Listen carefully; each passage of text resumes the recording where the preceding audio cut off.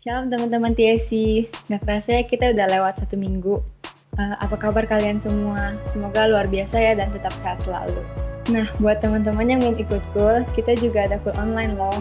Jadi kita call-nya via Zoom. Buat teman-teman yang mau join, bisa hubungi.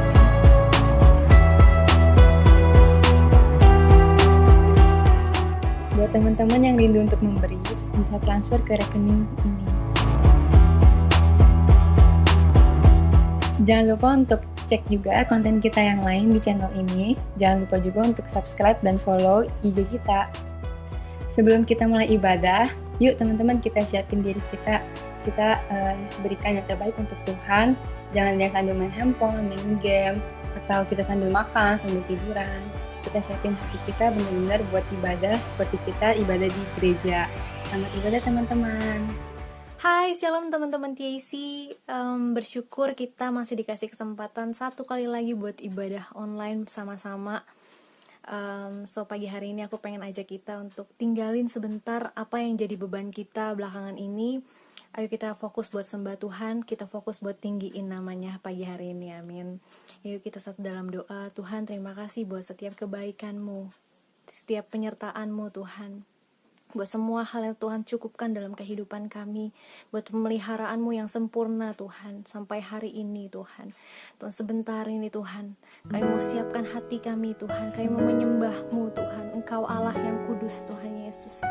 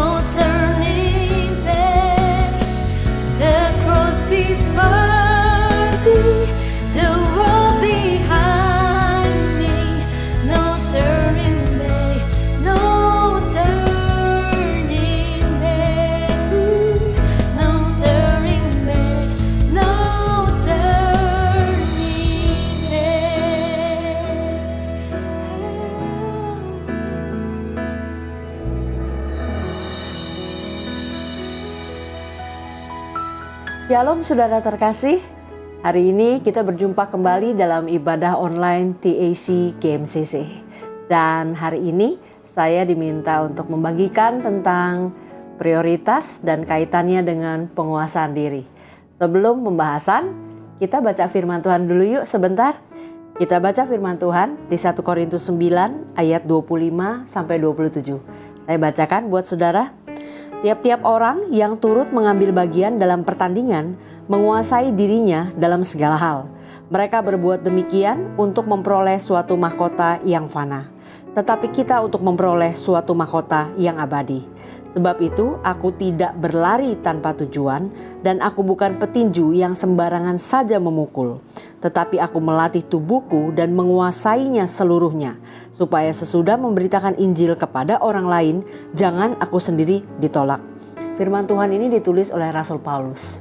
Rasul Paulus memiliki sebuah tujuan, yaitu memberitakan Injil.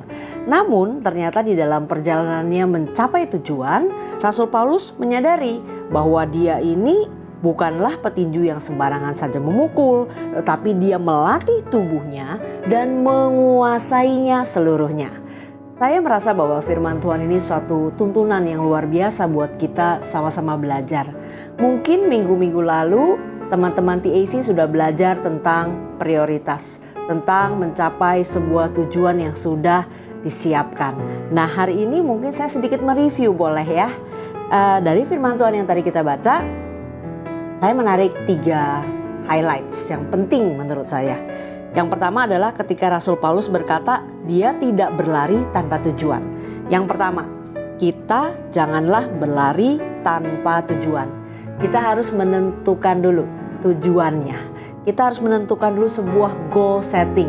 Kita mau arahnya kemana? Karena ketika kita punya tujuan yang kita jelas mau ke sana, kita akan berjalan menuju tujuan itu. Kalau kita tidak punya tujuan yang jelas, bisa jadi kita akan jalan di tempat atau kita berputar-putar dan tidak pergi kemana-mana sebenarnya. Tapi ketika kita sudah setting sebuah tujuan, saya dari A mau ke B, kita jelas akan berjalan mengarah ke tujuan kita. Jadi yang nomor 1 yang paling penting adalah tentukan dulu tujuannya. Dan tujuan yang ditentukan haruslah tujuan yang masih dapat terlihat sekalipun jauh. Jika tujuannya terlalu mengawang-awang, terlalu impossible, terlalu wow sampai rasanya tidak ada langkah menuju ke sana, tentunya kita akan juga sulit untuk menentukan langkah-langkah menuju tujuan tersebut. Jadi yang pertama tadi, jangan berlari tanpa tujuan. Tentukan tujuanmu dulu mau kemana. Pastikan tujuanmu cukup memotivasimu untuk terus mengerjakan banyak hal demi mencapai tujuan. Yang kedua yang kita bisa belajar dari firman Tuhan yang tadi kita baca adalah jangan sembarangan memukul. Karena Rasul Paulus bilang, aku bukan petinju yang sembarangan saja memukul. Maksudnya tidak sembarangan memukul itu apa? Setelah kita menentukan tujuan, setelah kita punya goal setting, kita harus membuat planning atau langkah-langkah. Kita menyusun step-step, prioritas, apa-apa saja yang harus kita dahulukan supaya kita dalam langkah-langkah ini semakin mendekati tujuan tersebut. Itu adalah suatu hal yang sangat penting. Bahkan di dalam ilmu menentukan goal setting, orang-orang yang memiliki tujuan jelas lalu membuat perencanaan, membuat target, membuat planning hari demi hari, jadwal yang harus dia kerjakan, checklist tentang to-do list, apa-apa saja yang mesti kita kerjakan. Orang-orang yang membuat catatan-catatan seperti itu terbukti ternyata lebih mampu mencapai tujuannya. Kalau kita punya tujuan, tapi kita tidak punya langkah-langkah yang harus kita ikuti satu demi satu menuju tujuan, bisa jadi kita pun akan berhenti di tengah jalan dan batal menuju tujuan. Tapi ketika kita sudah menyeting tujuan, lalu kita membuat perencanaan yang jelas, kita tidak sembarangan memukul, kita tidak sembarangan bertindak, tapi kita merencanakan, membuat prioritas supaya ketika kita kerjakan satu demi satu, kita semakin dekat dengan tujuan. Contoh sederhana, ketika kita punya target, misalnya mau menurunkan berat badan. Wah, saya gemuk nih, saya mau lebih sehat, saya mau turunin berat badan, saya mau turunin 10 kilo dalam 2 bulan, misalnya seperti itu. Lalu kita tentunya punya langkah-langkah, kita punya kepentingan, kita punya prioritas. Apa saja nih yang kita mesti kerjakan dalam kita mencapai tujuan tersebut, 10 kilo dalam 2 bulan misalnya. Kita konsultasi mungkin dengan ahli gizi, kita menyeting makanan-makanan yang harus kita makan. Oh, kata dokter gizi, pagi harus makan ini, pagi tidak boleh makan yang seperti ini. Lalu setelah itu kacak 3 jam kita harus minum ini. Lalu nanti siangnya kalorinya dihitung, makanannya sudah disiapkan oleh tim catering ahli gizi misalnya. Lalu ada panduan-panduan tentang olahraga yang perlu kita kerjakan seminggu berapa kali dan sebagainya. Lalu ada juga yang harus dihindari, apa-apa saja. Dan kita bikin list tentunya apa yang mesti kita kerjakan jika memang kita mau mencapai tujuan tersebut. Ketika kita perlahan demi perlahan terus setia mengerjakan hal-hal ini, kita tidak seperti petinju yang sembarangan memukul. Kita mengerjakan sesuai prioritas yang sudah kita susun. Ketika kita mengerjakannya tanpa sadar, sebulan kita turun. 2 bulan kita terus mengerjakannya, kita tidak asal-asalan, kita tidak lalai, kita tidak sembarangan, kita semakin dekat dengan tujuan kita. Betul begitu? Tentunya ketika kita konsisten mengerjakan prioritas yang sudah kita setting, kita akan semakin dekat kepada tujuan. Dan yang ketiga, ini yang terakhir. Rasul Paulus berkata bahwa tetapi aku melatih tubuhku dan menguasainya seluruhnya. Inilah inti dari apa yang mau saya sharingkan hari ini, yaitu tentang ternyata setelah kita setting tujuan, kita menentukan prioritas dan langkah-langkah yang mesti kita lakukan. Ini yang ketiga, ini yang akan jadi penentu akhir apakah kita akan mencapai tujuan atau tidak, yaitu apa? Melatih tubuh dan menguasainya seluruhnya. Ternyata tidak mudah ya untuk membuat kita melatih tubuh. Yang namanya latihan tuh tidak ada yang sehari 2 hari. Latihan untuk suatu ilmu yang sulit tentunya butuh waktu yang cukup panjang. Dan ternyata menguasai diri adalah salah satu hal yang butuh waktu untuk kita mempelajarinya. Kita tidak terlahir atau tiba-tiba mendadak jago dalam penguasaan diri. Ada proses yang mesti dilakukan. Nah, contoh yang tadi saya cerita soal target diet 10 kilo mau diturunkan dalam 2 bulan. Kita sudah punya prioritas, tapi di tengah perjalanan baru jalan seminggu on diet. Tiba-tiba teman baik kita bilang, gue ulang tahun loh, ayo kita pergi makan. Saya traktir, makan enak, kamu yang pilih deh. Karena saya sayang sama kamu, kamu my best friend. Ayo kita makan enak. Wah, gimana nih? Mau makan enak, dibayarin, terserah kita, kapan lagi? Kalau sekali misalnya kita lakukan itu demi sahabat baik kita, oke deh kita off diet sehari. Mungkin tidak terlalu berpengaruh signifikan atau menghalangi banget tercapainya target. Tapi kalau terus ada lagi dan setiap ada tawaran, setiap ada iklan makanan temen online, jualan ini, jualan itu di Instagram, lihat orang-orang yang suka posting-posting makanan enak, lalu kita aduh ini pengen lagi, aduh diajak makan temen, aduh diajak makan papa, aduh ada temen ngerayain ini, ngerayain itu. Ini kita terus-menerus kita cheating istilahnya ya kalau dalam diet, cheating lagi, kita makan lagi. Akhirnya apa? Gagallah sudah. Kita tidak jadi mengerjakan prioritas yang sudah disetting, apalagi mencapai tujuan. Kita makin jauh, tidak mungkin bisa sampai. Ternyata penguasaan diri untuk mengerjakan semua yang sudah direncanakan, itulah penentunya apakah kita berhasil atau tidak. Contoh berikutnya, kalau kita lagi belajar online di rumah, hari-hari ini kita semua disuruh belajar dari rumah. Banyak anak-anak mengeluh, kenapa? Gak enak belajar dari rumah, cuma ngeliatin laptop, gak bisa kumpul sama temen, terus rasanya mudah sekali teralih ya dibanding belajar di sekolah. Contoh, sambil buka laptop, handphone nyala, tiba-tiba ada notification Instagram, kita iseng lihat, toh guru juga nggak tahu. Begitu kita masuk ada hal menarik yang kita temukan di sana. Jadi ngobrol sama teman, jadi bercanda-bercanda, jadi saling komen, terus ketemu hal lain lagi yang juga kita pengen cari tahu, kita browsing dan segala macam. Akhirnya kita tidak mendengarkan pelajaran dan pelajaran berlalu begitu saja. Padahal tadinya kita punya tujuan, mungkin kita mau belajar yang baik, kita mau menyerap ilmu pengetahuan, kita mau berbakti sama orang tua, kita mau dapat nilai yang kelak baik. Akhirnya terlupakan itu semua. Kenapa? Karena kita teralih. Ada hal-hal yang lebih menarik, ada hal-hal yang lebih menyenangkan, ada hal-hal yang rasanya ya udah kerjain ini saja dulu. Kita sudah lupa sama prioritas kita. Oleh karena itu, saya menemukan ada 2 hal yang bisa membuat kita untuk tetap stay di dalam prioritas yang sudah kita susun, alias belajar mengembangkan penguasaan diri. Apa 2 hal itu? Yang pertama, kita harus aware terhadap pengalihan. Kita harus sensitif, harus cepat sadar akan pengalihan yang ada. Kita semua nih punya kelemahan masing-masing.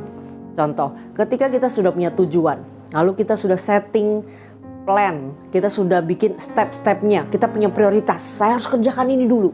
Lalu ketika di tengah jalan, kita pasti tahu apa aja yang seringkali membuat kita berhenti mengerjakan prioritas itu dan lupa semuanya.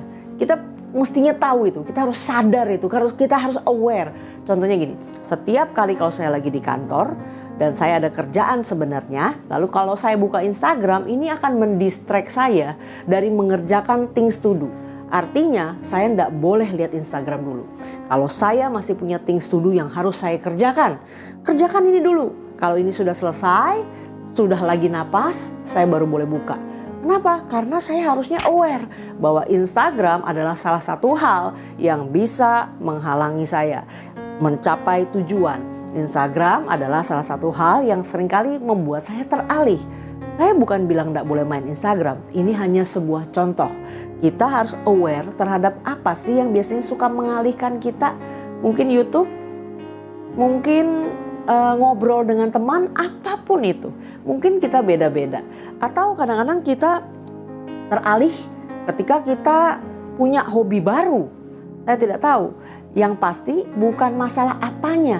Tetapi kalau itu mengalihkan kita, kalau itu membuat kita berbelok dari prioritas kita, padahal kita mau mencapai tujuan lewat yang sudah kita setting, kita harus hati-hati.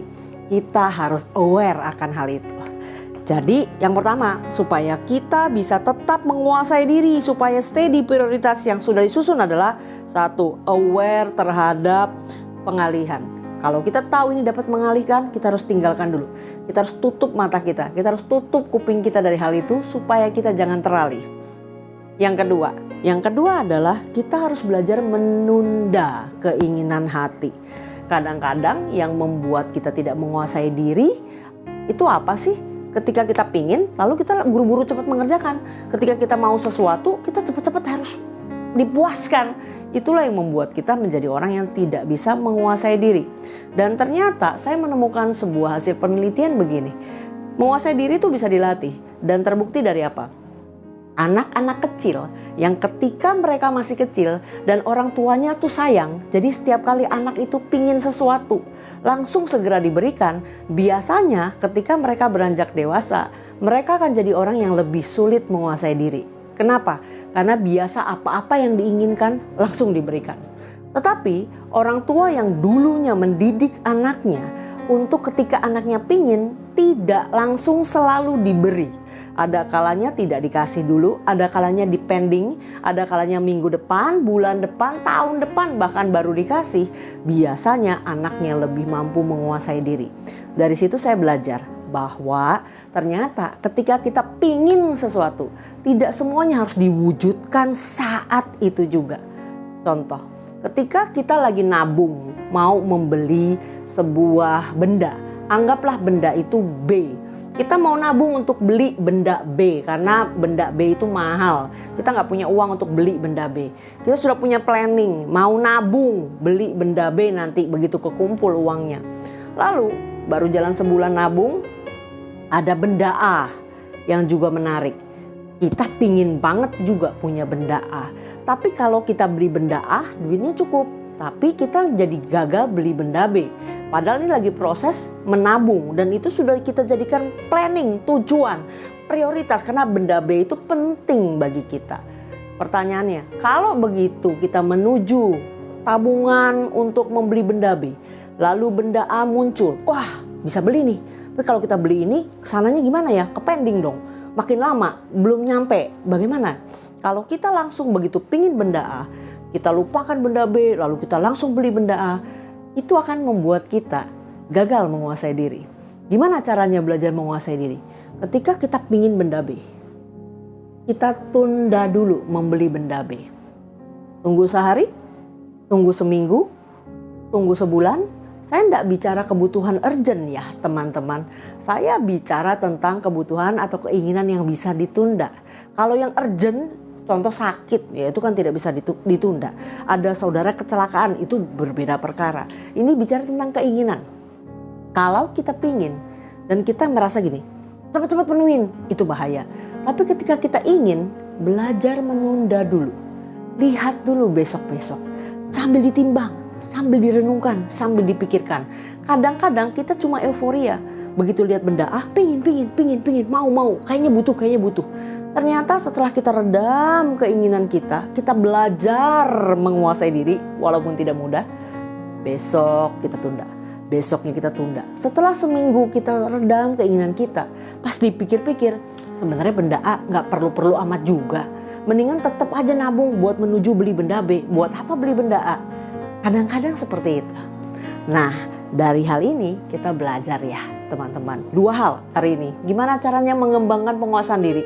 Pertama tadi, aware terhadap pengalihan. Kalau kita tahu ini akan menjadi faktor pengalih kita, menghambat kita mengerjakan hal-hal yang sudah jadi prioritas, abaikan, tinggalkan dulu. Mungkin bukan tinggalkan selama-lamanya. Kalau dosa, jelas ditinggalkan selama-lamanya. Tapi kalau itu cuma merupakan sebuah pengalihan yang sebenarnya bukan dosa, oke, ditunda dulu. Jangan kerjakan sekarang. Kita harus tahu mana dulu yang mesti dikerjakan dan mana yang boleh nanti.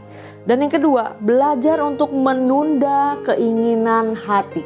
Jangan buru-buru dipuaskan keinginannya. Jangan buru-buru dijawab. Jangan buru-buru action untuk memuaskan keinginan hati. Tunda dulu. Renungkan dulu. Timbang dulu. Tunggu euforia atau nafsunya turun dulu. Lalu lihat. Perlu nggak? Akan menghambat nggak apa yang sudah kita setting? Bagaimana dengan prioritas kita? Mana dulu yang mau didahulukan atau dianggap penting? Jadi hari ini kita belajar, yuk setelah kita membuat tujuan yang baik, kita sudah capek-capek bikin goal setting, langkah-langkah untuk kita menuju tujuan. Mari kita juga mengimbanginya dengan semangat melatih diri, menguasai diri seutuhnya, supaya kita bisa berhasil mencapai tujuan kita dan mengerjakan sesuai dengan prioritas yang sudah kita susun. Saya percaya kita semua semakin bisa jadi anak muda yang bertanggung jawab, dewasa, dan mencapai tujuan sesuai dengan kehendak Tuhan. Saya berharap kalian semua diberkati. Mari kita berdoa bersama-sama. Bapa, terima kasih buat hari ini. Biar setiap kami, ini tujuan-tujuan hidup kami, ini goal setting yang sudah kami buat. Biar Tuhan kami boleh jadi anak muda yang boleh terus semangat, boleh terus berlari menuju tujuan, boleh berjalan memukul tidak sembarangan seperti petinju yang profesional bahkan. Dan setiap kami boleh mencapai tujuan Tuhan dalam hidup kami. Karena kami terus melatih diri kami untuk belajar menguasai diri. Biar hidup kami berkenan di hadapan Tuhan, memuliakan Tuhan dan mencapai tujuan sesuai kehendak Tuhan. Terima kasih Bapa, mampukan setiap kami. Tolong setiap kami dengan kuasa Roh Kudus-Mu. Terima kasih Bapa, kami ucap syukur buat hari ini. Dan saatnya kami siapkan hati kami untuk kami menerima berkat dari Tuhan.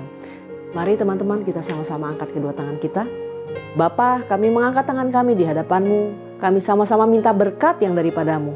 Biar segala berkat yang terbaik yang dari Allah Bapa di surga, dalam kasih pemeliharaan anaknya Tuhan Yesus Kristus, dan dalam persekutuan yang manis oleh Roh Kudus, boleh bersama setiap kami. Mulai hari ini, sampai Engkau datang kedua kali di awan-awan permai, dan bahkan sampai selama-lamanya.